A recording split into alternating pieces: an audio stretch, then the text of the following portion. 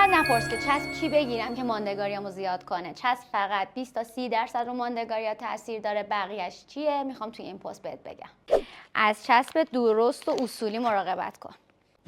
قبل از انجام کار چسبتو خیلی خوب تکون بده. دما و رطوبت خیلی خوب میخوایم که تو کپشن مینویسم که چقدره. نکته بعدی دیگه اینه که هر نیم ساعت یا 20 دقیقه چسبتو شارژ کن. اگه مژه‌های مشتری کثیف باشه، چربی داشته باشه، آرایش داشته باشه، اصلا ماندگاری نداری.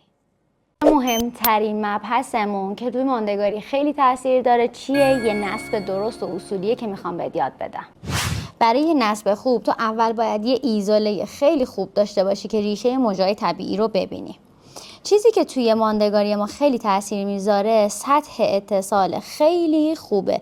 اینکه دستت رو به موازی مژه طبیعی بیاری. نکته آخر حتما مکس داشته باش.